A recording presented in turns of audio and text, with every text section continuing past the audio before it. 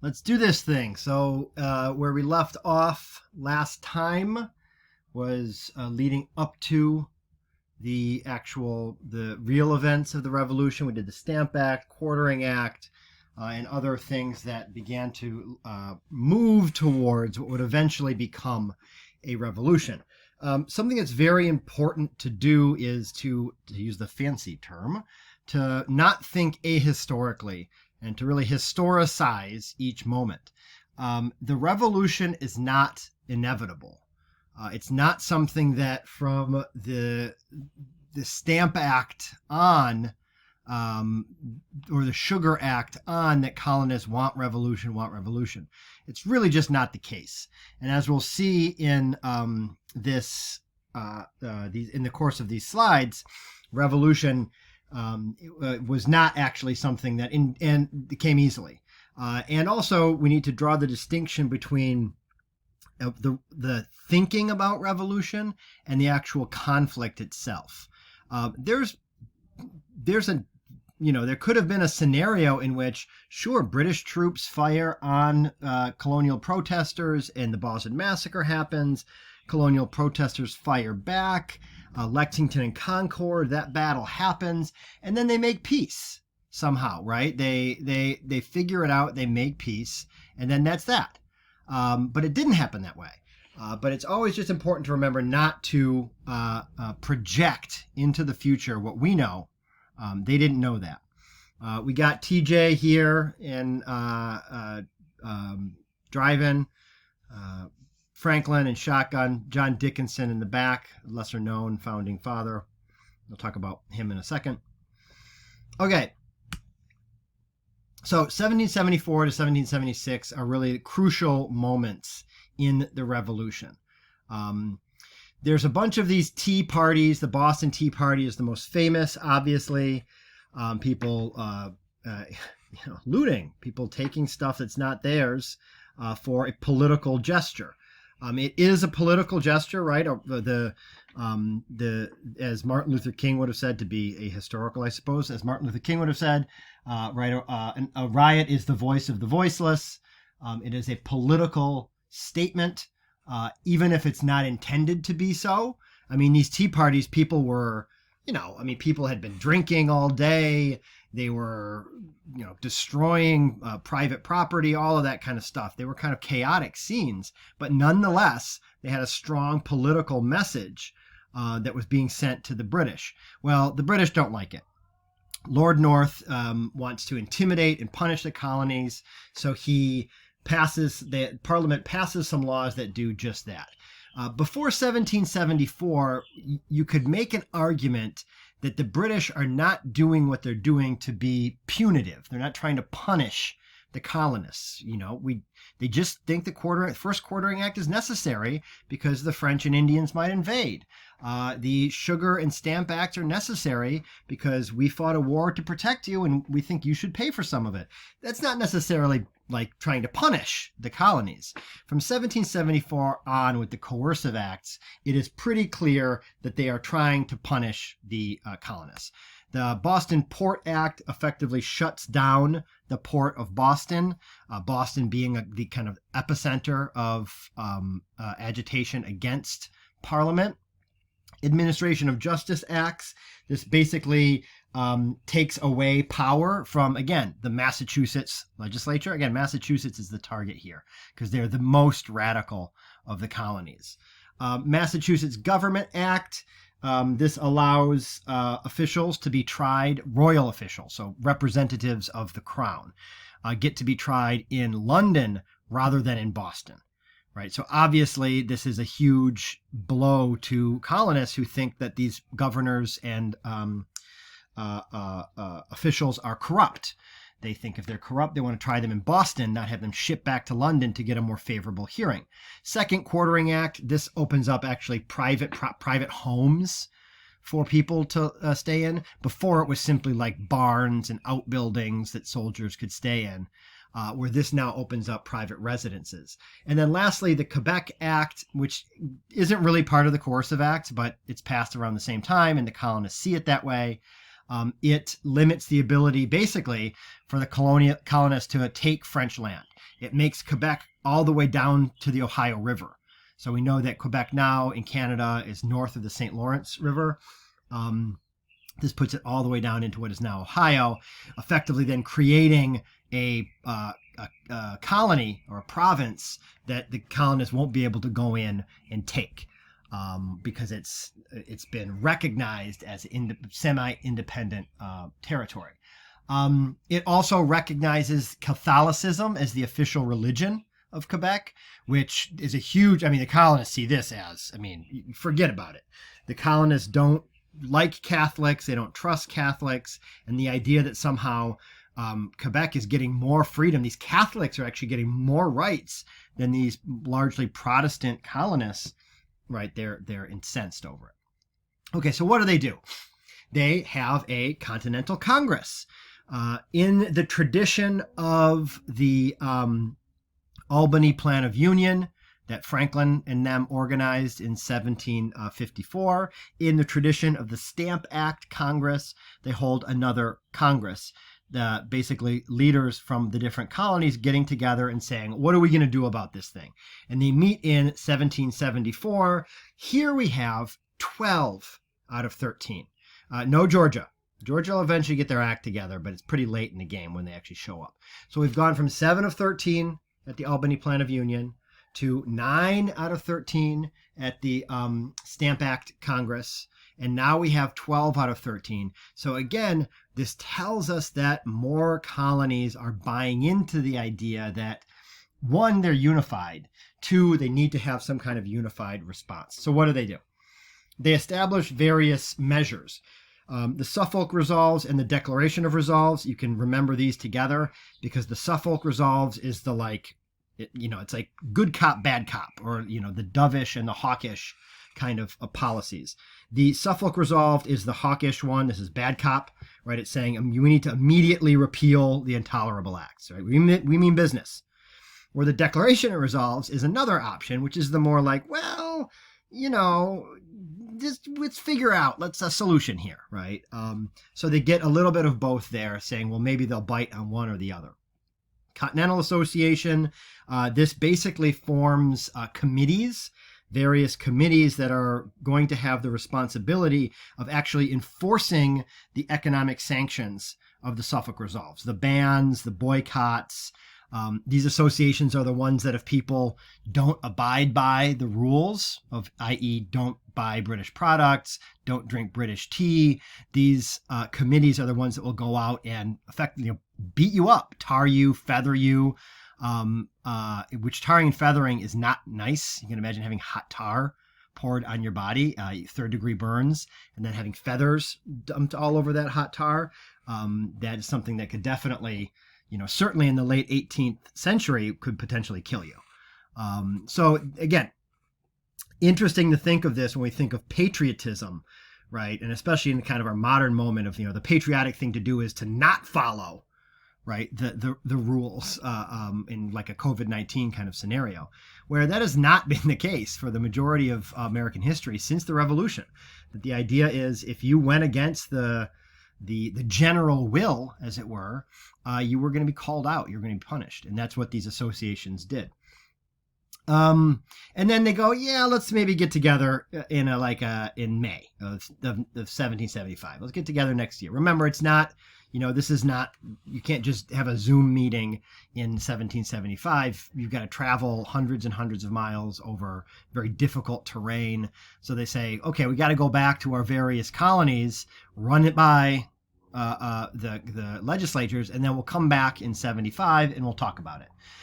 Very important point here is that they are still swearing loyalty to the king. They say the king isn't the problem, it's Parliament. So this is kind of like when people say, Congress is dysfunctional. The Senate and the Congress are dysfunctional.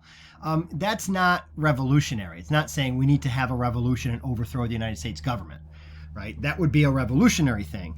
Blaming Congress is not so revolutionary. That's what the colonists are doing here. By blaming Parliament, they're saying we're not being disloyal to the king. We're still good British subjects. We love our king. It's Parliament that is the problem. They're the ones passing all these laws. They're the ones that need to be dealt with. So that happens in 74, in September of 74. Meanwhile, we get an actual war on our hands. A war begins. Lexington and Concord in 75. This is the kind of shot heard around the world where the British send in a general. They try to arrest Sam Adams and John Hancock and seize rebel supplies.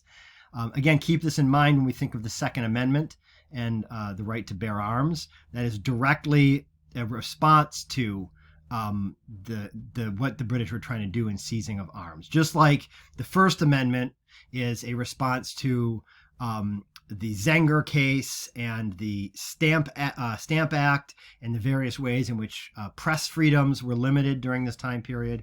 Also religion, right? And the ability to protest, right? To protest for redress of grievances, that you have a constitutional right to protest if you think something is unjust. All of this stuff is directly a response to the beefs that colonists have.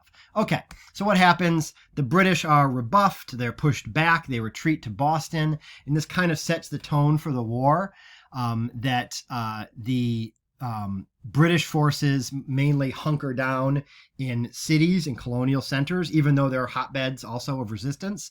But really, once you get out into the countryside, especially in New England, the countryside is all patriots, right? Very revolutionary.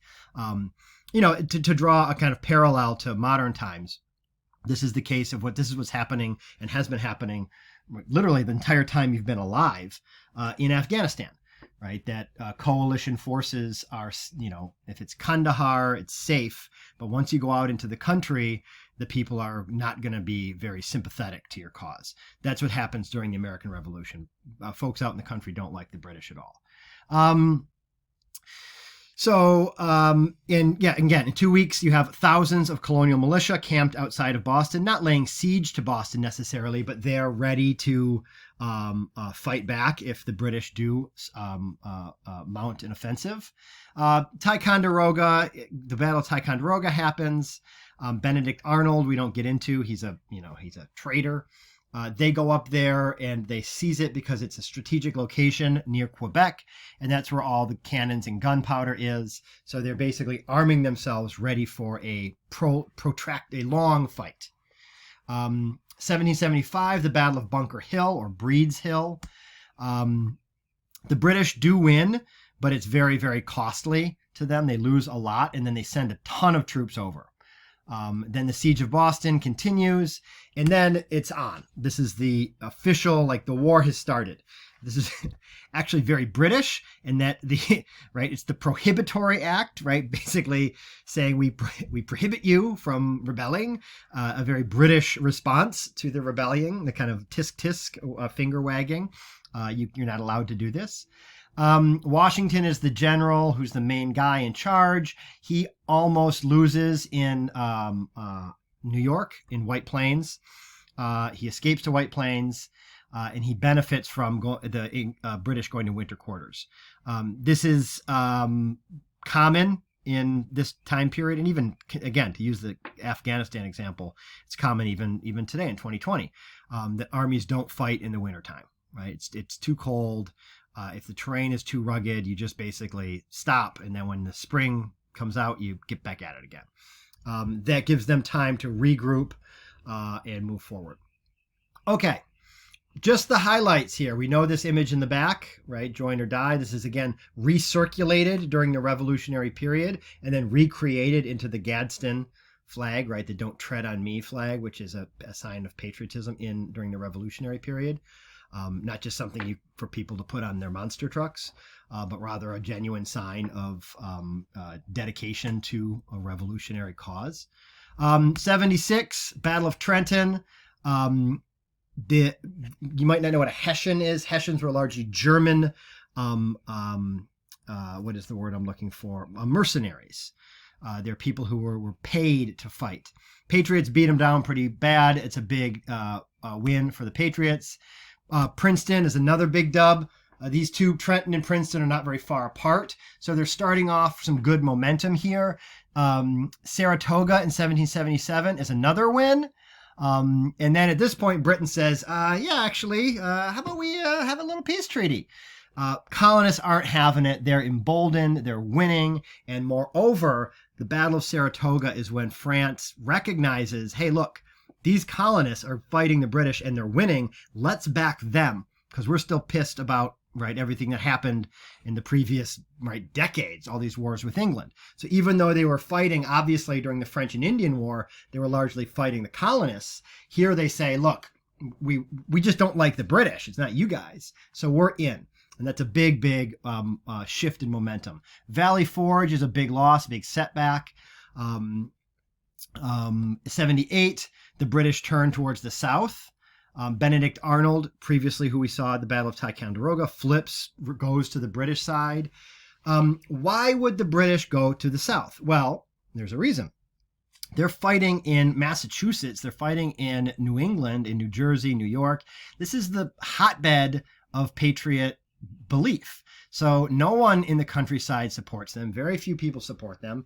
Things are a little different in Virginia and the South. They're more loyalists. They're more closely connected to England. They're less revolutionary. They're more conservative. So they say, let's go fight in the South where we have a better chance of getting some public support behind us. 1779, in response to rumors that the British were trying to get Native Americans to fight on their behalf, Washington goes in and destroys all of the Mohawk corn supply for the year, which is just harvested, effectively, setting up a genocide. The Mohawks have no food then. Many of them starve to death and die. So this is a pretty serious kind of thing that's going on here, right? This kind of attack on Native Americans, because the rumor that they're going to join the British cause. A similar thing happens with enslaved Africans or enslaved black laborers in the South. 1781, there's the Battle of Yorktown. That's the victory, and that's the end of the war. 1782, they vote to end the war in the House of Commons, and in 1783, the Treaty of Paris is signed. Big ones here you need to remember. Trenton and Princeton are the first big wins. Saratoga is a huge event to remember because it's when the French enter in on the side of the colonists. Yorktown is the end of the war. Treaty of Paris is 1783. Which is interesting, right? We celebrate the 4th of July. We celebrate 1776. But a declaration of independence doesn't get you independence. Right? You can declare that you want an A in, your Calc BC class or something, but simply declaring that you want an A doesn't get you the A. You got to fight, you got to work, you got to grind, you got to get it. So it's interesting that we celebrate the 76 date and not the 83 date when the United States was recognized as an independent nation, right? Okay, so I talked about Washington destroying Mohawk corn and that kind of tactic. A similar thing happens in the South with Dunmore's proclamation. Lord John Dunmore is the royal governor of Virginia. He declares martial law, right, that the army is in charge. The British army is in charge of enforcing all the laws. And he says that he promises the enslaved that if they join the British, they'll be free. And a bunch of people actually take him up on it. 800 to 2,000, we're not sure on the total number, do join and fight for the British.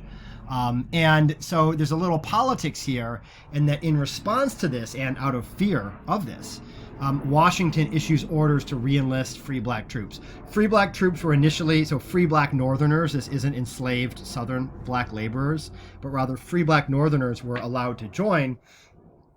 Initially, a lot of people who were more conservative and what we might call racist did not want them to re-up their enlistment.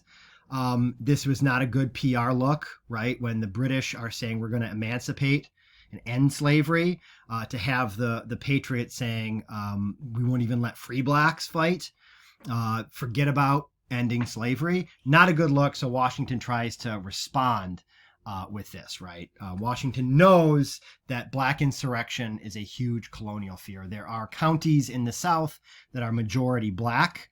And if those black majorities get it in their head to rise up and fight on the side of the British, white Southerners are going to have a big problem on their hands, right? The Haitian Revolution hasn't happened yet. That doesn't happen until the early 1800s. But after the Haitian Revolution, the fear of slave rebellion becomes very, very kind of burned in the psyche of Southerners. And the laws that are passed are increasingly harsh. Not that slavery was ever not harsh, but the laws become increasingly restrictive in order to prevent this what is first a colonial fear and then a very real American fear. Okay, meanwhile, what's happening? They said they were going to meet again in 1975. They do. The Second Continental Congress is held. Mostly, as I've suggested, New England are the radicals. They're the ones that want independence. The middle colonies, not so sure. South is more conservative. Georgia still ain't showed up yet, right? So they eventually do show up in July, like just in time to get there. But they're not there yet. Can't get their act together. John Dickinson, the forgotten founding father, creates the Olive Branch Petition, which asks King George III to restore peace. This is something that is supposed to appeal to the more moderates in the Congress, where the New Englanders, for example, are, they're hell-bent on revolution and independence, totally. But they're the minority. Most colonists prefer to remain loyal. The people who actually wanted independence was a small minority of people, mostly in New England. And even there, it was not like, 90% of the population. It was a minority of people wanted independence. But right, it's not often the majority that wins. It's the loudest voice, the most articulate voice that wins. And that's what ends up happening. Common Sense. We make much of Tom Paine's Common Sense, published in January of 1776. He's a corset maker in England. He is a recent immigrant to the United States, sponsored by Ben Franklin. He actually leaves England because he's like up to his teeth in debt, and doesn't want to pay the debt. So he skedaddles and comes to the United States. So, a little bit of an ignoble background to someone that we hold up in some circles, at least, is held up in high regard. In Common Sense, he begins to shift the focus. This is his little, very small pamphlet. He starts to say it's the king's problem. It's not Parliament, it's the king, right? That having a king, King George in particular, is the problem. It's not about Parliament. This is new and this is revolutionary. The Declaration of Independence is written 6 months later. Look, for our purposes here, at the level that we're at talking about history, let's say, because everyone says this, that the publication of Tom Paine's Common Sense is very influential over the Continental Congress, and it helps to shift the focus from Parliament to the king. Okay, let's just say that that's what happens. Now, right? As I let you in on a little secret. Not many people actually. Now, again, this is off the record here in terms of your historical U.S. knowledge in high school. You can learn this when you go to college and take a class. Not many people read Common Sense. We make a lot of it, and we make connections, like we connect the dots. But colonists themselves were not connecting those dots. Very few people would have read Common Sense. So, yeah, did Ben Franklin read it? Did Jefferson read it? Yeah, some people in the Continental Congress read it. But the overwhelming majority of Americans did not read it at all, right? Most of them couldn't read, let alone read Common Sense. So this notion that somehow everyone had Common Sense in their back pocket, and they were, well-versed in Enlightenment ideals of sovereignty is preposterous. It's just not true. Okay, but all that is off the record, right? As far as we're concerned here, Tom Paine publishes Common Sense, and it greatly changes the colonial perspective away from blaming Parliament towards blaming the king. Okay, the Revolution. Now, keep in mind, I don't know if you've noticed here, as I've gone through, let me go back in these slides, the war, right? Meanwhile, the Revolution. So if you've noticed this, good for you. And that's what I want to draw our attention to now. A revolution is not the same thing as a war. The Civil War was a war, but the South lost. So we call it a civil war because they lost. And when we get to the Civil War, I'll talk about what that means, right? That they're a different country. They're not Americans. They're Confederates. They have their own flag. They have their own currency. They have their own constitution. That we only call it a civil war in hindsight because they lost and they got pushed back into the United States. Had they won, it would have been a revolution, right? For them, right? They didn't win.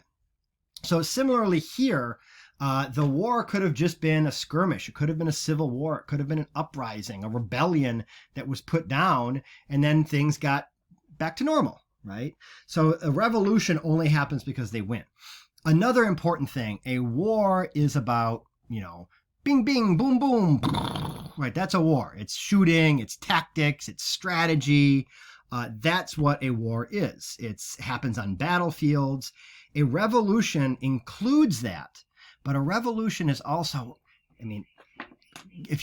I do this, and when it's in person, you just picture me putting my hands up to my head and going, it's a revolution in your mind, right? You have to have a revolution in your mind, right? The idea of a revolution is that you need to start thinking of yourself as different. And that is no small task. Right? The idea that people who in their entire lives they've seen themselves as British subjects, and people who were demanding not freedom and independence, but to be treated even more British, right? They want representation in Parliament, right? So they're people who see themselves as profoundly British. Their culture is British. They're British. To change from that to saying, I'm not British, I'm this new thing, I'm something different, is a really profound shift for people to be able to do that. And in such a short amount of time, this is 20 years, right? It's a very, very big deal. So that's a revolution in the mind. Okay, so what are they doing in this kind of revolutionary period, thinking about all these ideas? Henry Lee of Virginia, he argues that they should be free and independent. In terms of people who are radicals, you get a lot of folks from New England, and then you get a couple folks from Virginia. And they're going to differ when it comes to actually putting a government together. But when it comes to revolution, they're all on the same page. So Henry Lee, comes in there in June, and he says, we need to be free. We need to be independent. We want a revolution. The delegates say, okay, let's just table that. Let's talk about some other stuff, right? So it's incredible. Even as late as June of 1776, freedom and independence is not the number one concern of the delegates in the Continental Congress, right? There's other things they want to deal with. How can we reconcile? What kind of reforms would we want to be happy British subjects again? Things change by July. By July, the spirit in the Continental Congress shifts towards revolution, and they declare independence. This is 2nd of July. TJ sits down, starts writing a draft of the Declaration. It's largely based off the Constitution of Virginia. They sign it on the 4th of July. That's why we celebrate the 4th and not the 2nd. And for us, when we think, the Declaration of Independence, isn't it special? We hold these truths to be self-evident that all men are created equal, endowed by their creators with certain inalienable rights, life, liberty, blah, blah, blah, blah, blah. We know the famous part. That's the preamble. That's what we remember. But in the 1770s, that was just some kind of fancy introduction. It was just them let Thomas Jefferson do his little Thomas Jefferson thing, writing about, God and liberty and whatever. Right? That's not the main thing. If you're a colonist, what you want to see is the stuff we don't even look at anymore. No one cares about the actual charges against the king that follow the preamble. That is what the colonists would have been looking for, right? Just like hit after hit at King George. He does this, and he does this, and he does that. We'll go over some of these in class. But again, we don't really remember them. We look at the preamble. But no one cared about that. What the preamble was to introduce larger ideas and to say, look, everyone in the world, look what we're doing. This is a big deal, And they know that. They know what they're doing it's not just a revolution in the sense of an American revolution, but it is revolutionary on a global scale, right? That people would have this revolution and try to institute a democracy, no longer a king. There hasn't been a democracy since, the ancient, and even that, Rome and Greece, those were highly flawed. Early democracy in the United States is also highly flawed, but we haven't seen one. It's been kings, right, who get their right to govern by, God or whatever, from effectively Charlemagne all the way to King George III. So this is a really, really big deal. And that's what the preamble is for. But the actual meat of the thing is the charges. Okay, so the revolution. Now you have a revolution, you declare independence, you got to draw up what are the rules? What are you going to do? What's the government look like? So for that, that's what they're going to call the Articles of Confederation, which is, they start to draft it also in 1776 by John Dickinson. Again, the guy in the back seat in the front image of this lecture. So who in the heck is John Dickinson? In the time period, he was an equal to any of these other people. Jefferson, Washington, Madison. He's right up there with them. However, he's also a Quaker, and Quakers are pacifists, so he does not sign the Declaration of Independence. And actually, in his journal, he has some note in his journal that says as much, where he, on like July 5th or something, he says, what I did not do is going to consign me to, basically saying no one's going to remember who I am because what I didn't do. But I'm dedicated to my Quaker religion, my pacifism. So he doesn't do that. However, that's a bummer for John Dickinson. His Quaker religion also means that he, in the drafting of the Articles of Confederation, he uses the term person, not man. So we say, oh, man, that's just the way people talked back then. They said man, and that's just what they meant, but you know what they really meant. No. Dickinson uses person instead of man to stand up for women's rights in the 1770s. Not because he's some kind of feminist with a time machine who went back to the Continental Congress, but because for Quakers, women could be preachers. Right. So you had to make sure that women could maintain their status as preachers. And because there were female preachers in the Quaker Church, Quakers had far more gender equality than other sects of Protestant Christianity. Quakers are often, if you want to know what is the right side of history, look to see what the Quakers are doing. Quakers were for gender equality in the 1770s. They were always against slavery.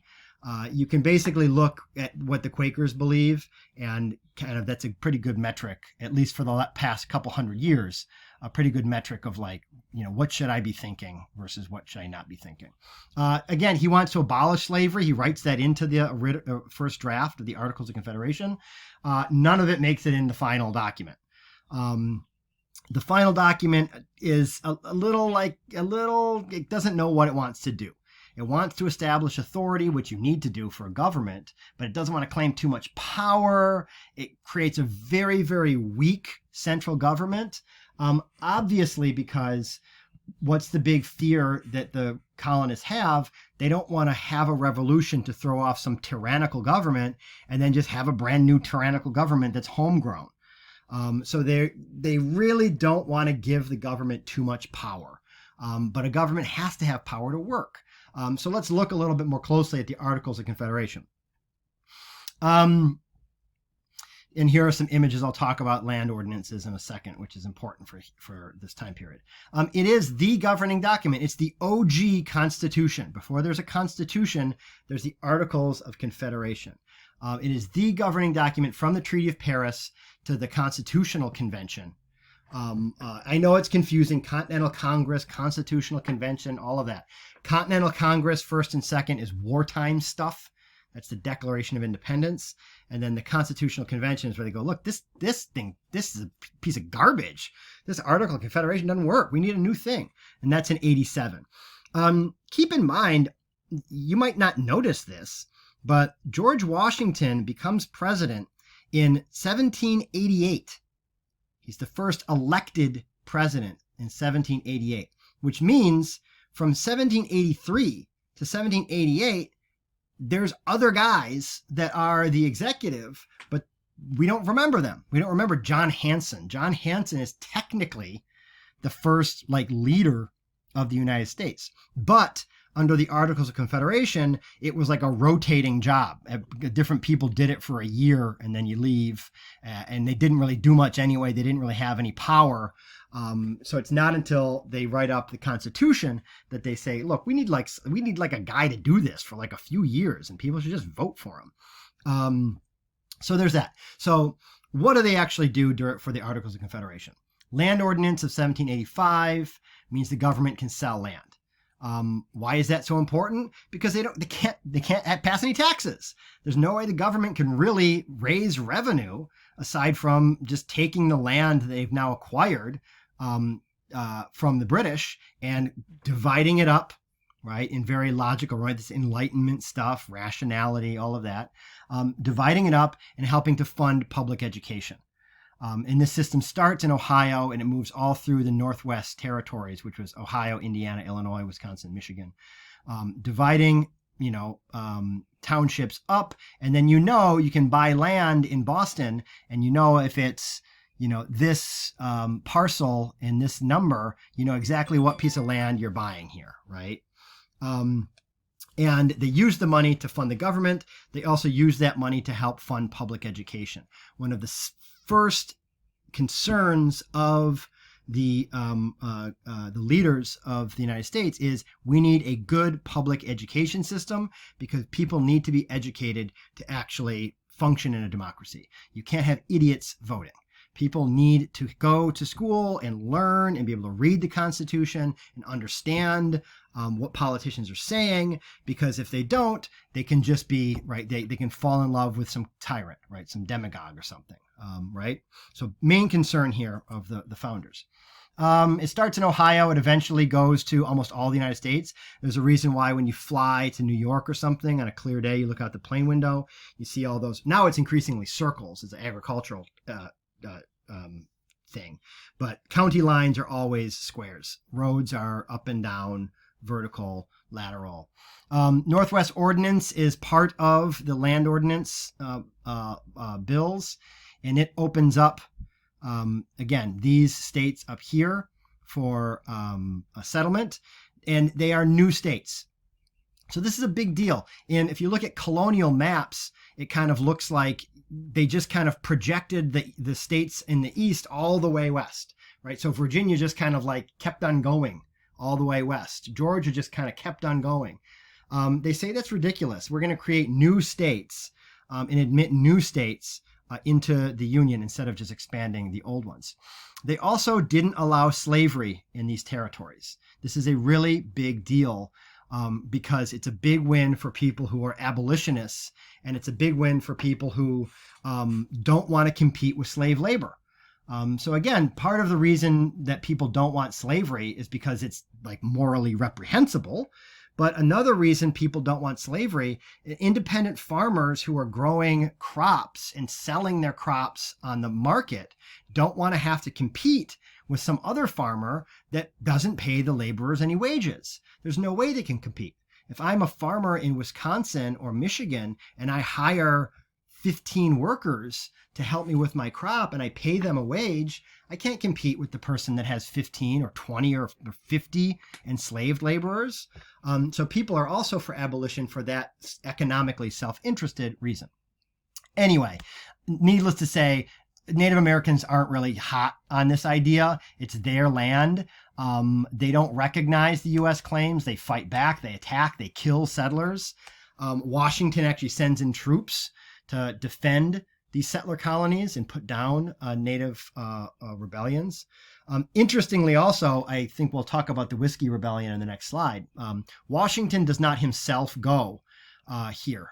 But in the Whiskey Rebellion, after the once Washington becomes president and they have the Whiskey Rebellion, he actually does lead troops to put down that rebellion, which makes Washington the only president to ever actually lead troops into battle. Right? Fun fact. Okay, so why the change? The Articles of Confederation isn't strong enough. It doesn't do anything.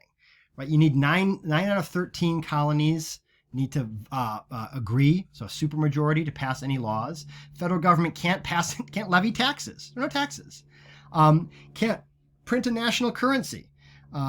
Doesn't have an executive. There's just kind of like guys that shuffle around for a year, and that's your executive branch. There's no legislative branch. You can't make states pay the war debt, which is a requirement of the Treaty of Paris. Right? So people who are smart enough say, hey, wait a minute. Georgia and South Carolina, they say, we're not paying. Forget it. We won. We're not paying our war debt. Forget them. Well, you can't make us. Well, the worry, of course, is that Britain's going to come say, yes, we can make you pay. We're going to come fight you, and you're going to become part of the British Empire again. So there's a lot of problems with the Articles of Confederation. Moreover, again, I mentioned Shays' Rebellion in the last lecture. Daniel Shays is a patriot of the old school, right? He's a pre-revolutionary kind of guy. He objects to the taxes that are being levied on him. He doesn't want to pay his debt. He gets a bunch of people together to fight for their rights. Massachusetts militia is sent in and puts it down. So this is one of the big fears of the Articles of Confederation, that this document can't control people. It can't control the rabble, right? The revolutionary, right? The people that think they can take the power into their own hands. Again, as I said in the last lecture about commons democracy and the lived democratic experience of the colonists, can't do that anymore. Right? So once you have a government, you can't just start saying, I'm going to do whatever I want. I'm going to get a posse together and say, I'm not paying debt. Right? So the Articles of Confederation doesn't allow for the threats that are posed by populism. Is the United States a democracy? Yes. But it is the only people who can vote are white, free men of property. You have to be a property owner. That means poor people can't vote. And if poor people, and there's more poor people than there are people with property, the fear is it's not just about slave insurrections or Native American attacks. It's also if all of these poor people get it in their minds that they have too much power and they're going to do something about it, that will be a problem. That's the kind of thinking that Hamilton or later Madison would have. Thomas Jefferson loves it. Thomas Jefferson is all for it. Right. So here's 2 Jefferson quotes, famous Jefferson quotes that he said in response to Shays' Rebellion. The tree of liberty must be refreshed from time to time with the blood of patriots and tyrants. It is its natural manure. And I hold that a little rebellion now and then is a good thing. It is necessary political world as storms in the physical. So Jefferson is a big fan of the Articles of Confederation. Henry Lee is a big fan of the Articles of Confederation. They like this kind of, again, to use an anachronistic phrase, but what we would call anarchy. They like that. They say that's the real democracy. People taking power and governing themselves, doing it all on their own. You don't need a government. You just have neighbors. You have community. You rely on each other.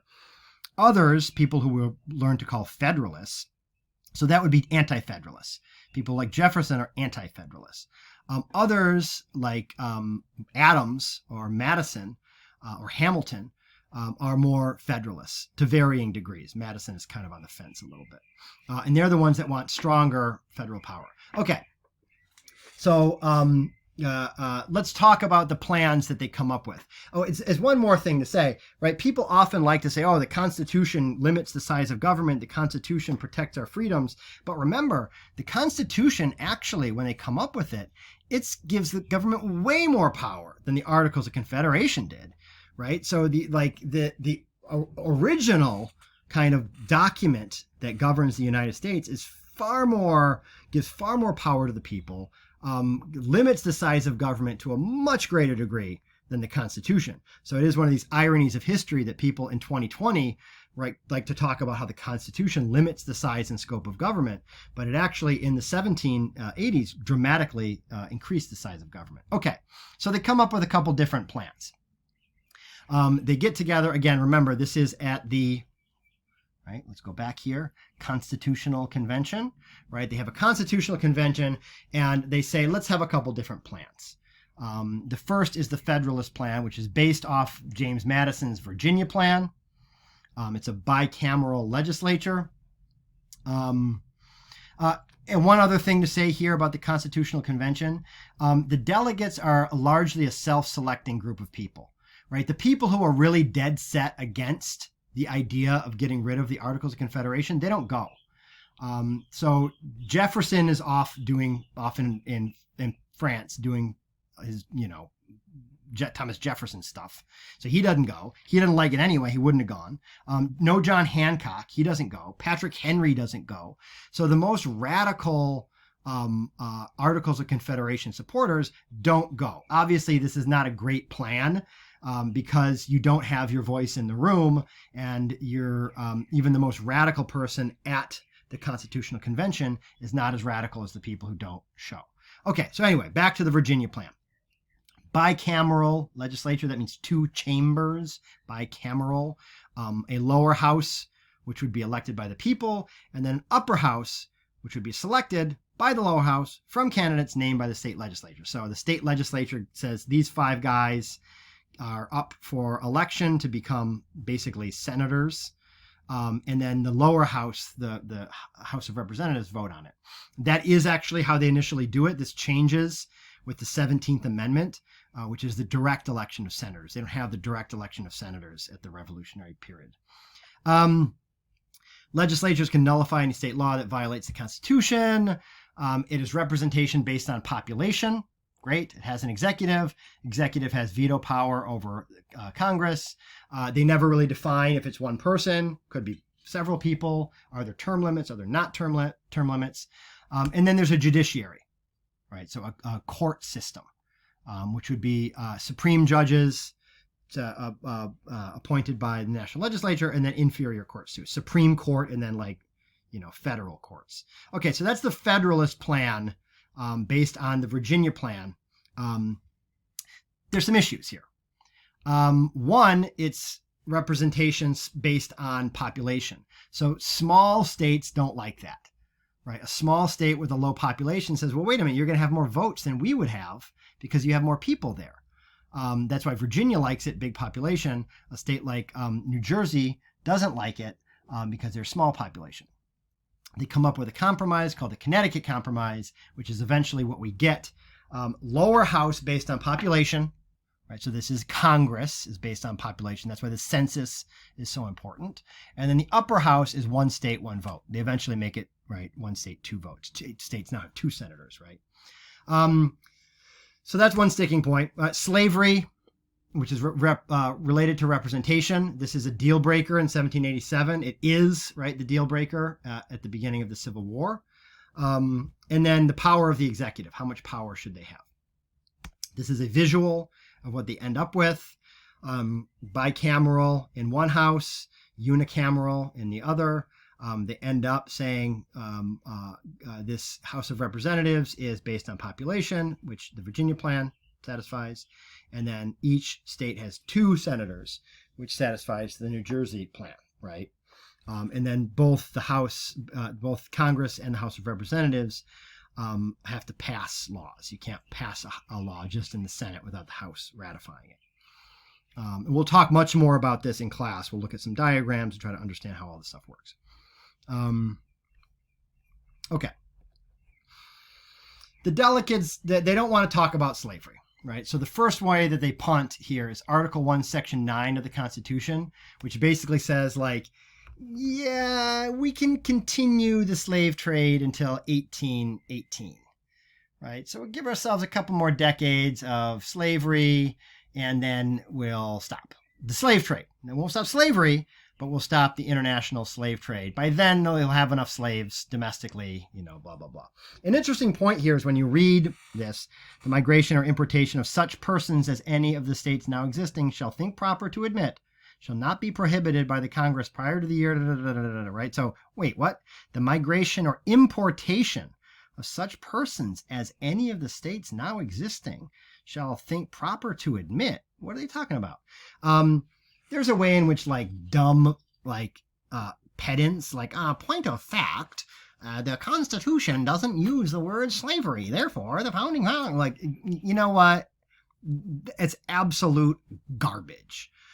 They know darn well they're talking about slavery. Just because they don't say the word slave or slavery doesn't mean they're not specifically addressing the importation of enslaved Africans in Article 1, Section 9.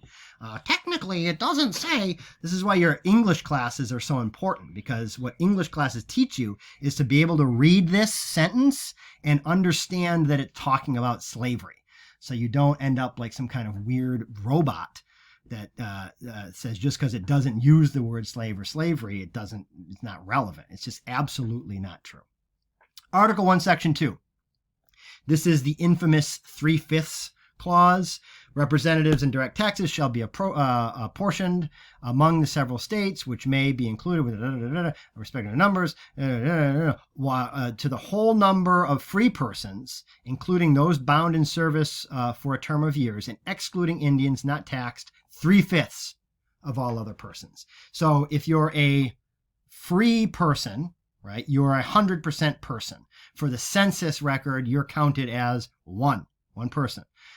Native Americans don't count, which they don't vote, they're not taxed, they don't count. And then all other persons, again, we're talking about enslaved people here, are 3/5 of a person. Obviously, if you're the South and you have enslaved laborers in the South, you want them to be counted as 100% people, because that would give you more representation in Congress, right? You go, yeah, we want all the enslaved laborers to be counted for census purposes, because that was going to give us more representation than these northern states that don't have it. The North responds, well, then let the people vote, right? If you're going to count an enslaved person as a full person for census purposes and for representational purposes, then that person should be able to vote. Obviously, that's a no-go for the Southerners. So they come up with this compromise, the 3/5 compromise, which is beneficial to the South.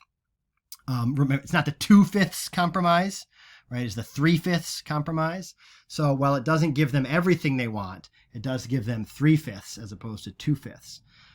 Obviously, much has been made of this, not just with the census and the kind of demographic point, but rather that written in the Constitution, Article 1, Section 2, is actually saying that, right, again, if we're looking at this from a literary or a humanities perspective, that enslaved laborers are not fully, right, they're only 3/5 of a human, and much has been made of that. And indeed, the way that enslaved laborers were treated is certainly would be considered subhuman treatment, right? Okay, the Bill of Rights. So the Federalists are people that want more federal power.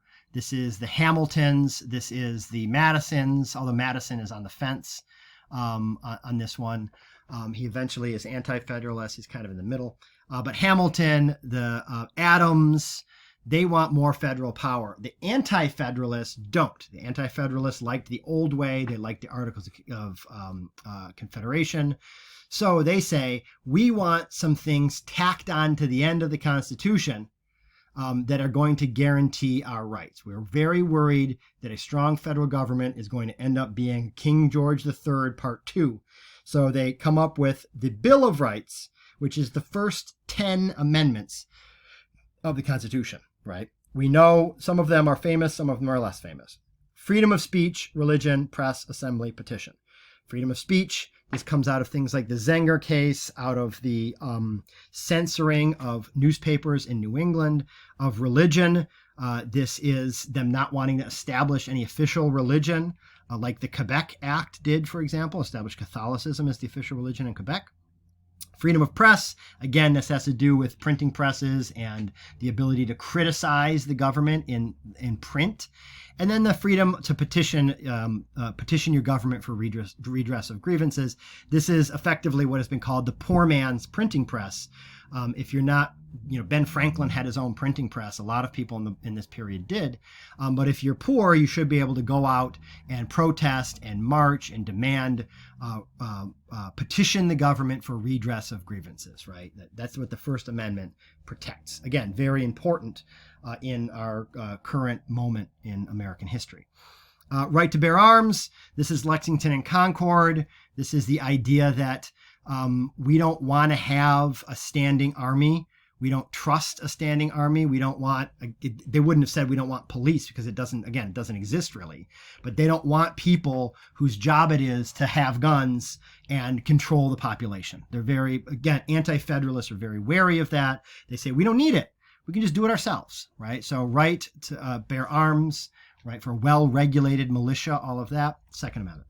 Third Amendment, quartering of soldiers, not super controversial. It did briefly come up in the last few weeks here in response to the president bringing in federal troops or National Guard troops from other states, bringing them into Washington. They were being housed in a hotel, and then the owner of the hotel said they should leave, and they said they were citing the Third Amendment, and it was like, wow, like, wake up the constitutional scholars. The Third Amendment is now relevant again. But usually not. No one cares about the Third Amendment. Arrest and search of seizure. This has to do with the Intolerable Act. Same with the Fifth Amendment, rights of the persons accused. Trial. This is, again, Intolerable Act stuff. Jury trial. All of this stuff has to do with the court system. Rights are kept by the people, and the separation of powers. Right, so stuff not specifically enumerated in the Constitution can be enumerated and figured out by the House. If you'd like to take a break, now is a good time to do it. It's at 58 minutes, and we're about to transition into the Washington presidency. I ain't going to stop. I'm doing it. I'm going to see what the Guinness Book of World Records is for the longest lecture, and I'm just going to keep on going. So hopefully I can wrap this up in the next 30 minutes. It's Thomas Jefferson, which is a favorite of mine.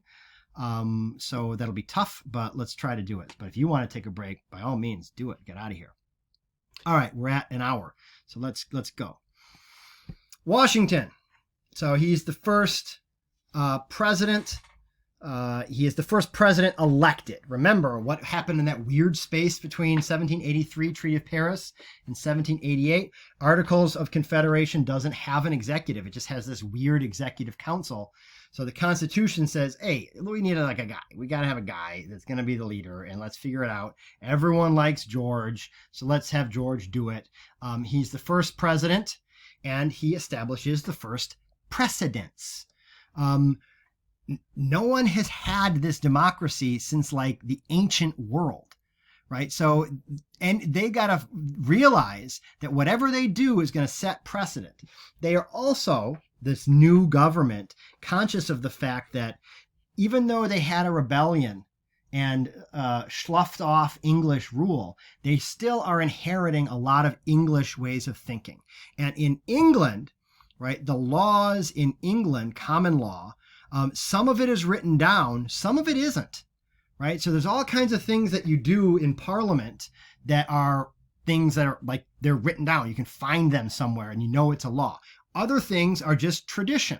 A strange example is this scepter. They have a weird scepter. I mean, again, this is coming from an American. I don't know if a British person would call it a weird scepter, but it's a weird, like it's a weird like Harry Potter thing or some kind of scepter or whatever. And it has to be in Parliament, like laid on this stand in order for Parliament to function. It's got to be there. Every now and then someone will grab it and like, you know, a member of Parliament as protest, they'll grab it and they'll try to run out of Parliament. And it's a big to-do, right? There's no law that says that has to be that way. It's just tradition. So that's a ridiculous example.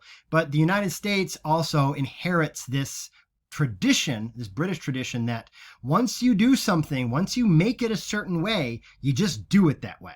Even if it's not a law, you just do it that way. And Washington is conscious of this. So the most famous examples are 2-term limits, or 2 terms. Nothing says he couldn't have kept on being president. He does a 4-year term. He does a second one. He says, that's it, I'm good. He cites the Romans, right? So Cincinnatus, the famous Roman Cincinnatus, who came in and then governed and then went back to private life. This is the idea of what you're supposed to do as a president. You come in, you govern, you go back to private life when you're done. It is official. It's not until FDR, so Roosevelt in the 1930s and 40s, runs again and again and again and again. And then they finally say, all right, okay, let's make this official. So Washington does 2 terms. He establishes what's called executive privilege. The House of Representatives in 1796 ask for specific documents that John Jay used to create the Jay Treaty with England. Washington says, I ain't giving you any documents. I don't need to. He says, I look at the Constitution and it says that the Senate is the body that ratifies treaties. I'll give my documents to the Senate, but I'm not giving them to the House because you've got no reason to be all up in my business. That's not a quote, but that's basically what Washington is saying here. This establishes this idea of executive privilege. And this is, again, super relevant if you pay attention to the news in the last few years. Executive privilege is cited time and again for all various reasons. And that is the establishment of executive privilege is, right, some things the president doesn't need to share with other people for whatever reasons, right? National security or just privilege or what have you. He establishes a cabinet. In this cabinet, we will see the chrysalis of the conflict to come. We have Thomas Jefferson as Secretary of State. He's an anti-federalist. You have Hamilton as Secretary of Treasury. He's a federalist. Henry Knox is the Secretary of War. We don't have that position anymore. And then the Attorney General is Edmund Randolph. The division between Hamilton and this is a little off here. This should actually be a little bit up. It makes it seem as though it's Henry Knox. This should be up here. The division between Jefferson and Hamilton will create this division between Federalist and anti-federalist. Federalist being more executive power, stronger, centralized federal government, where the anti-federalists are more of the radicals saying, no, state power, local power, less power in the hands of the president. This really is highlighted through the Adams presidency. John Adams, not a great look, the stuff that he does when he's president. And you can look in your book, I think, let's see here on page, if you want to look at the differences here on page 116, we'll look at this in class. They go over the differences between Federalists and Anti-Federalists. Eventually, Anti-Federalists become Democratic Republicans. So Jefferson, when he becomes president, doesn't call himself an Anti-Federalist. That's not a great political move, right? If like there's the Federalists, and you go, we're the not Federalists. Like they're not going to win an election by saying we're the not Republicans or we're the not Democrats. You got to have your own thing. So the Anti-Federalists become the Democratic Republicans. But more on that later. The XYZ affair, this is some dumb, boring thing that I hated when I was in U.S. history in high school. I thought, why do we need to know this dumb stuff? You don't. The only reason it's a bribery scandal, and it makes Americans mad at France. It happens in France. It's about bribery, and it makes Americans kind of suspicious of the French dealings. And that's important because Adams passes these Alien and Sedition Acts, which are the first anti-immigrant legislation, and they target the French. Right? Imagine, right? The first immigrants that were not welcome in the United States were actually French people. Again, not the last, a spoiler alert here. Jefferson doesn't like it. The Naturalization Act pushes citizenship from 5 to 14 years. The reason Adams does this, newly arrived immigrants are more likely to vote Democratic Republican than they are likely to vote Federalist. They look at the Federalist platform. Federalists want a strong central bank. They like the gold standard. They like debt and tariffs and stuff that if you're a farmer who just immigrated, you go, this has nothing to do with me. This is policies that favor wealthy industrialists and bankers and Northerners. If I'm a Southerner, if I live in rural parts of the United States, or I'm a newly arrived immigrant, I'm a Democratic Republican. So this is a direct attack on the Democratic electorate, the Democratic Republicans' base. And then the Alien Act, which means you can deport aliens, and then the Sedition Act, which censors newspapers. Right? So, I mean, look, we just did this Constitution thing like 20 minutes ago, Adams. How can you possibly pass the Sedition Act? It doesn't seem right. How can you possibly pass this Naturalization Act? To people like Thomas Jefferson and Madison, they say, this is exactly what we were warning you about. Too much strong federal power, you get these little tyrants like John Adams. He wants to be the new King George. And they know that the Alien and Sedition Act is a violation of the First Amendment. They just know it. Nothing they can do about it. Because in 1797 or 1798, there's nothing they can do because there's no Supreme Court judicial review. That hasn't been established yet. When they create the Constitution and all these branches of government, they didn't get it all right. They didn't exactly define the role of these various entities, the judicial, the legislative, the executive. And in the 1790s, the Supreme Court its role hasn't really been defined. It's like, okay, it's a court, but what do they do? Like, they're just going to try cases? It's not really clear what they do. So what we do now is we have this process of judicial review. If Congress passes some law and it violates the Constitution, it goes through the court system, it goes up to the Supreme Court, and the Supreme Court says yes or no. That doesn't exist in this time period, so there's nothing that Jefferson can do about it. He just knows it's not right, so he taps into his strict anti-federalism, what we call strict constructionism. So strict constructionism is, if it doesn't say it in the Constitution, you can't do it. Period. End of story. If it's not there written in the Constitution, you can't do it. And that is a position of the Democratic Republicans, right? That if it doesn't say so in the actual thing, you can't do it. As opposed to what the Federalists say is a more loose interpretation. Yeah, it doesn't say it, but kind of, you know what, they kind of mean that you can do that. Okay, so Jefferson doesn't like that. So he says, violates the Constitution. States have the right to nullify these laws, and he writes the Virginia and Kentucky resolutions. Why is this not here? I'm sorry, it's not on this slide, but this, what we are referring to here is the idea that Madison and Jefferson write a thing called the Virginia and Kentucky resolutions, which say states, right, can nullify such laws. If a state like Virginia or Kentucky, for example, doesn't like these laws, we don't need to do it. It doesn't have the power to do much in 1799, but it basically outlines this idea that if states don't like something that the federal government does, they can nullify it and become independent again. This will become relevant during the War of 1812, when some states in New England want to nullify the Constitution. It will obviously become relevant during the Civil War, when the southern states take up that offer, and then another time during Andrew Jackson's presidency. It all is a moot point because Adams does not win re-election. Jefferson wins, and a big deal thing happens. The peaceful transition of power. It means that when someone loses the election, they don't fight it.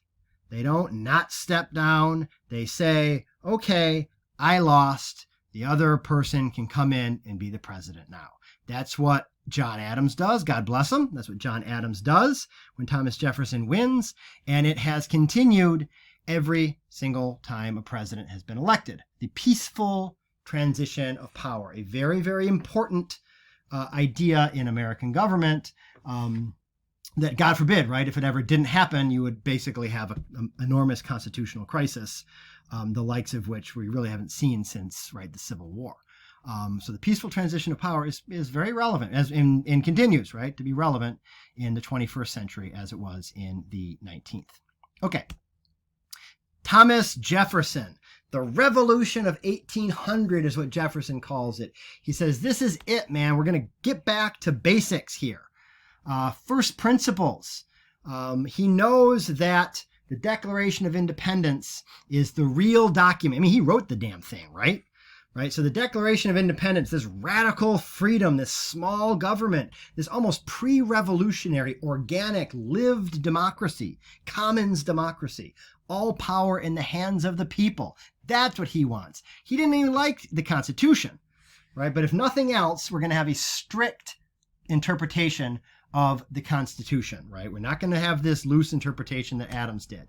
So these two things are a central tension in U.S. political history. The Declaration of Independence, the values that are embodied in that document are radical. They're radical, revolutionary values that say power should be in the hands of the people, and that if there's a government that is tyrannical, if there's laws and policies that are not just, you can get rid of them, right? Have a rebellion, have a revolution. Daniel Shays is on board. The Farmers of the Whiskey Rebellion are on board. Thomas Jefferson is on board, right? To that radical notion of more power should be in the hands of the people. The Constitution, on the other hand, says, well, yeah, but, right? Yeah, but property owners have certain rights, right? This is part of the Constitution, right? The right to your own private property. So if all of the people and all of the power to the people say, we want to take your property, great, let's do it, says the Declaration of Independence. Constitution says not so much. So the Constitution is a more conservative document. The Declaration of Independence is a more radical document. And we will see this, just like I said in the last lecture on commons democracy. It's a central tension during the Revolution. It's a central tension between the Articles of Confederation and the Constitution, between Federalists and Anti-Federalists, between Jefferson and Adams, between Andrew Jackson and Henry Clay, between you name it. Right? It changes, it morphs. The people who occupy the more radical and more conservative position change throughout the years, but this is a central tension in American history that you will see, right? And we see it now, right? We'll talk about this in class. We see it now, right? With the various kind of rhetoric and discourse around riots, rebellions, looting, rights, all of that kind of stuff. It's there. It's alive in our current historical moment. It's awesome. So it's progressive. So Thomas Jefferson is a little bit progressive and conservative. Again, in the rhetoric around tearing down statues, Jefferson has been central to this for years and years and years, because Charlottesville, right, the site of a white supremacist rally where someone actually killed an anti-racist demonstrator a few years ago in 2017. University of Virginia in Charlottesville was founded by Thomas Jefferson. It's Jefferson, Jefferson, Jefferson. So they have always had this rhetoric of, should we honor him or should we not honor him? He is, as people say, a complicated historical figure. And I would enjoy talking more about that if we have time in class, because I also have complicated views on it. So Jefferson teams up with Madison and Monroe, and they initiate a system of democratic ideas for like more than a decade, right? Washington, and again, keep in mind here, when we think about the Revolutionary period, we think rightly so about the radicals in New England, right? The Tom Paines, the Samuel Adams, the Hancocks. When we think about the early American period, however, Virginians, man, they're holding it down. Washington is a Virginian. Adams isn't. But Jefferson, Washington, two-term president, Virginia. Jefferson, two-term president from Virginia. Madison, two-term president from Virginia. Monroe, two-term president from Virginia.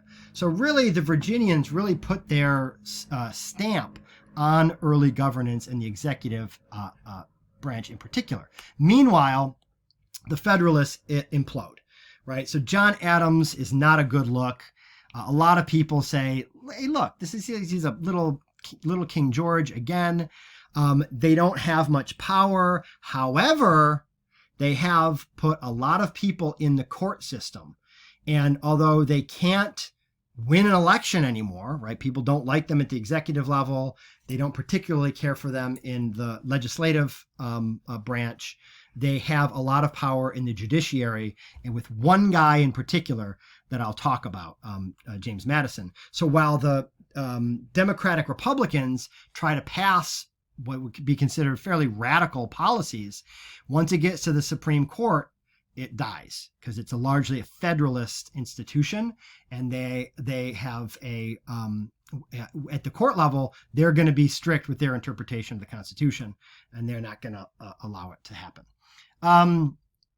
Jefferson and Madison liked the French Revolution, right? Again, they want, I don't know if Thomas Jefferson I don't know if Thomas Jefferson is a Black Power guy. I definitely think not. But nonetheless, the sentiment is the same, right? So yes, Thomas Jefferson wouldn't have been marching with Huey Newton or something. But he would have said all power to the people. And that was the phrase of, right, Black Power. And it's a phrase, right, currently, right, with Black Lives Matter. That's a kind of symbolism that we see even today. So Jefferson thought, great, all power to the people. Well, Federalists thought that all power to the people was anarchy, right? That you need to control people. People should know their place. People should vote or just not vote, right? A lot of people, poor people, couldn't vote, for example. They're more aristocratic, right? The Federalists. So this is, again, that tension here between who has the power, the people or the executive branch. Let's look at old TJ here. This is an anti-Thomas Jefferson political cartoon from the time period. What does he want to do? He's a small government guy. Now, obviously, being small government is easy when there's only been 4 years where the government got bigger, right? People always talk about small government now, but when you have a government that's built up over 200 plus years, it's hard to make it small because it's built up in such an accretive kind of way. But what does he want to do in terms of what does it mean, small government for Jefferson? Reduce the size of the military. He has no reason why we need a military. Jefferson says, look, the whole point of the Second Amendment, the whole point of us having arms is that we don't need a military. We can't trust it. We don't want, we don't want armed professional soldiers in our midst, because what if they turn on us and suddenly we're under tyranny again? We don't need a military. Get rid of them. Lower the national debt. He wants to reduce the excise tax, which is to say, like, a tax on goods that are exported or produced, right? So this is a response to the kind of whiskey rebellion, folks. You mentioned whiskey a lot, I guess. Well, I'll talk about it later. Why everyone is drunk in this time period. I'll talk about that in class. Expansion. So he wants to create an empire of liberty, right? He wants to have the phrase that Thomas Jefferson would have used a lot was the yeoman farmer. Yeoman, that's Y-E-O-M-A-N, yeoman.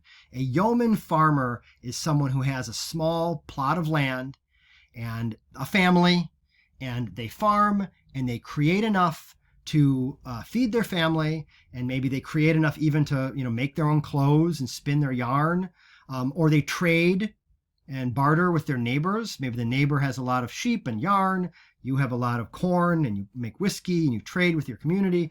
So the point is, if you have all of these yeoman farmers that are self-reliant, you don't need a big government, right? People are going to figure it out. They're going to work with their neighbors. They're going to work at the local community level, and it's going to be fine. We don't need a military. We don't need a government. I mean, this is where Jefferson, you can almost read him as almost like a radical socialist, right? This idea that if you have the power in the hands of the people, you don't need a government, right? You can just do it yourself. Or the only role of the government should be helping to support, right, people in their freedom and their independence. Okay, so Empire of Liberty, he gets this opportunity to do the Louisiana Purchase. Can he do it? Not really, right? Again, he's a strict construction guy. He says if it's not in the Constitution, can't do it. Is there anywhere in the Constitution that says a president can buy a bunch of land? No. But Article 2, Section 2 says you can make treaties. And he says, it's a treaty. So he gets his Louisiana Purchase. I'll have more on that in a second in another slide. I'll talk more about it. So the two things that Jefferson wants are expansion and then trade. He wants to have trade. And the reason why he wants trade is he thinks that manufacturing, he thinks that industry corrupts people. He looks at the early industry, the early industrial revolution in England. He sees poverty. He sees filth in factories. He sees people getting exploited. And he says, we're not doing that over here. We're going to have these yeoman farmers, right? That's true Republican virtue, independent yeoman. So we need to have trade so we can get all those manufactured goods from London, from Paris, etc. Problems arise pretty early on with the Barbary pirates. They are pirates in North Africa, in the Mediterranean, that, they're pirates. They take over ships. They demand money. Adams was happy to pay them off. Washington was happy to pay them off. Jefferson doesn't do it. Again, the president can't declare war without congressional approval. So here's another one where Jefferson kind of fudges the strict interpretation of the Constitution. He says, we're already at war, right? The president can respond to an act of war. So by attacking our ships, the Barbary pirates have declared war. So he comes in hot against the Barbary pirates. A lot of people say the reason he was so aggressive was because one of the political liabilities that Jefferson had was that he fled Monticello in 1781. As the British were approaching, he didn't, bravely stand up and fight or be, given over to them. He kind of scurried away down the hill. That followed him during his political career. One note about the Barbary pirates. Again, if you go in the corners of the internet, you'll see, kind of anti-Muslim people saying the United States has always hated Islam. You look at the Barbary pirates, and it's always been about this, that. It's absolutely not true. It has nothing to do with religion at all. It has to do with the fact that this was a group of people that were shaking down American merchants. And Jefferson, because of his past in Monticello, felt that he needed to show his tough nature, et cetera, et cetera. So again, it's just always important to dispel these kind of historically inaccurate claims, because it is the job of the historian and the job of people who think historically to not allow ahistorical nonsense into the mainstream so that suddenly people are actually having debate. Well, maybe it was about it. No, you got to stop it, right? Stop it before it kind of morphs into something uglier. Okay. About that federal power in the Supreme Court. In 1803, Marbury versus Madison happens. Now, again, Marbury versus Madison, you go, well, Thomas Jefferson is the president. Why is it Madison is the attorney general, right? So Madison is the attorney general under Jefferson, and that's why there's this thing called Marbury versus Madison. But don't get it confused. It doesn't happen during Madison's presidency. He later becomes president. Okay, so what is this thing? John Adams makes midnight, literally, right? The day before he has to leave office, he's up late into the night signing all of these, giving, it's like the image of, you're a judge. All of these Federalists, these people who were loyal to the Federalist ideas, he says, I'm going to pack the court with these people. I'm going to get these letters out. Once they get the letter, they can sign it, and then we're going to have the legislative branch, the judiciary branch held down, right? Jefferson rolls in, sees all these, this is not literal, but basically this is what happens. He says, he sees all of these appointments. He says, I'm not mailing these appointments, right? That yes, people get the judgeship once they have the appointment and they sign the appointment, then they can be the judge. But if they don't get the appointment, they can't be the judge. So I'm not sending these out, right? He says that he doesn't let the post send them, right? So the Postmaster General doesn't send these letters out. William Marbury, who's a guy who would have stood to gain from this, he says he wants his job. He wants that job, right? It goes to the courts, it goes up to the Supreme Court, and it goes to John Marshall, surely one of the top 3 most famous Supreme Court justices in the history of the Supreme Court, and certainly one of the most famous chief justices, who's like the guy in charge. So John Marshall, he is a Federalist. So he's someone that, on one level, he'd like to see all these Federalist amigos up in the court system. This is what he says: "I got good news and I got bad news." Again, not a quote, but gives you the sense here. The Judicial Act, which is the act that allows these people to become judge, the Judicial Act does give Marbury a right to sue. Good news for you, Marbury. So you can sue to get your job. Good for you. The bad news is the Judicial Act is unconstitutional, right? So while the Judicial Act itself gives you the ability to sue, the Judicial Act itself is not constitutional. I'm John Marshall. I've read the Constitution. I know all about it, and it's unconstitutional. So no job for Marbury. Bummer, but more power to the Supreme Court. So you think, why does this Federalist guy not help out all these Federalist judges?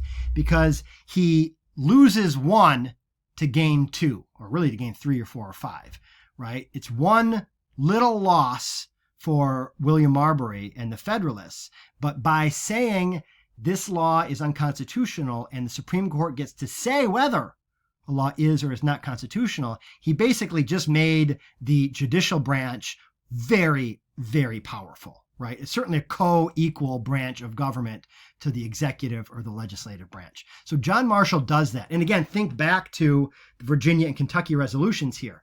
In 1799, that hasn't happened yet. So all Jefferson can do is like kick rocks. He can't do anything. By 1783, they established this process known as judicial review, right?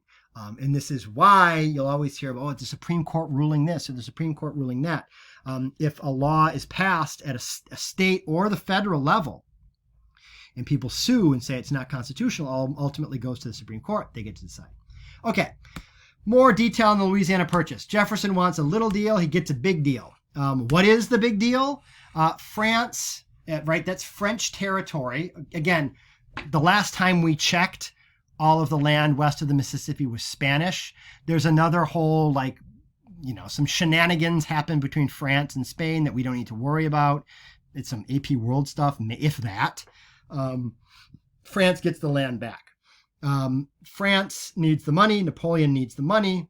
And the interesting thing here is that all of this land along the Mississippi the intention is that they're going to, again, think about mercantilism here. The United States is shifting to a more free market economic model because that was one of the main points of the Revolution, is that all these rich New Englanders wanted to be richer and they didn't want to have to trade with London. They wanted to be able to trade with whoever they wanted so they could, have even more money. It's not like they were hurting, but they wanted even more money.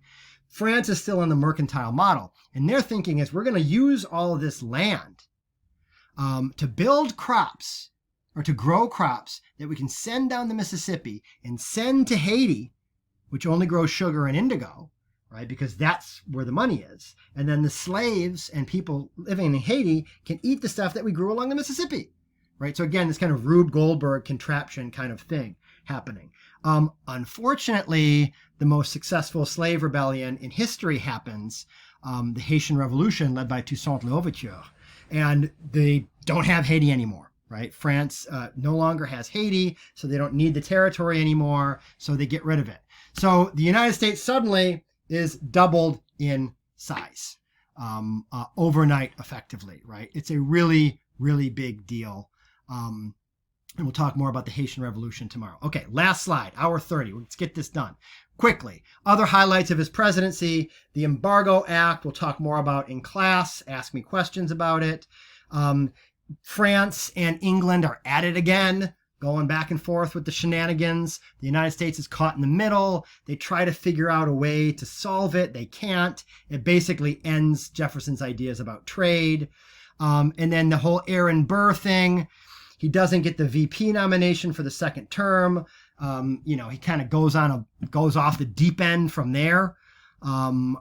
He tries to secede in New England. He murks, I think that's how you spell murk. He murks or bodies or kills Alexander Hambone Hamilton. And then he plans to start a rebellion, goes on trial.